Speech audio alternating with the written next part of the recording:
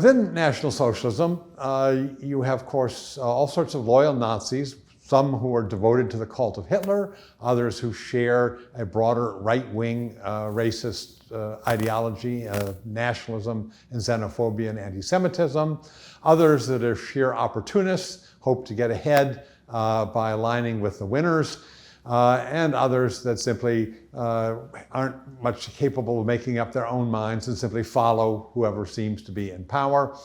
So all of these align, in a sense, with Hitler. He mobilizes different Germans in different ways. But above all, as Ian Kershaw said, at the heart of the way in which National Socialism functioned was that people were striving to work towards the Fuhrer.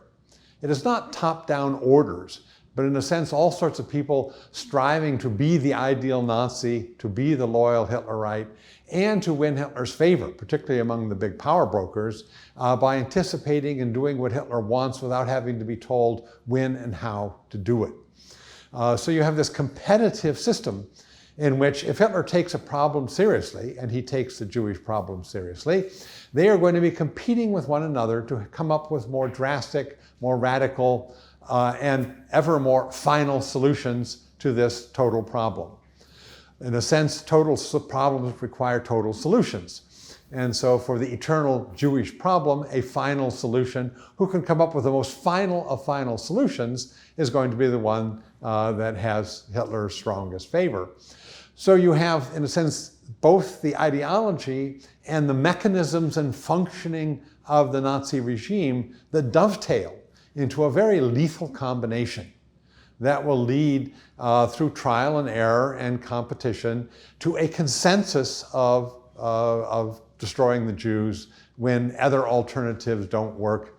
And this then, it proves that it's easier to kill Jews ultimately than it is to expel them or to drive them out, to have them immigrate. And so by trial and error, the Nazis come then to the policy of total mass murder. Now that happens in 1941, and I would say that decision is not a decision, but a series of incremental decisions. Almost no historian now believes in a kind of Big Bang theory, that at one day, at one moment, Hitler took a decision and that settled things. What you have, I would argue, is two incremental decision-making processes. From the spring to the summer of 1941, a series of decisions that bring Germany to the policy of total mass extermination of Soviet Jewry. And then from the summer to the late fall of 1941, an incremental decision process in which they come to expand that policy of total and systematic mass murder to the Jews of the rest of Europe under German control. So there's two decisions, two phases, and both of these stretch over a number of months as these ideas crystallize.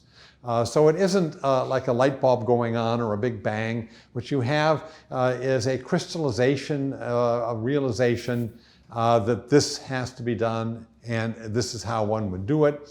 And the Nazi leadership and Hitler approving that at the end of that process in which people are making various suggestions, in a sense moving the needle ever closer to a policy of total and systematic extermination. And I've argued that one of the key factors that psychologically make this happen in 41 is what I call the euphoria of victory. When Hitler's invasion of the Soviet Union in the first 4 weeks goes so extraordinarily successfully, they're deep into Russia and it captured several million prisoners of war. It looks like the Soviet Union is about to fail. Hitler is emboldened. He feels that all the obstacles that have stood in his way in the past are now fallen aside. And in a sense, he can dare the most. And then there is a pause and a delay on the Eastern Front, and the offensive is renewed in September, October.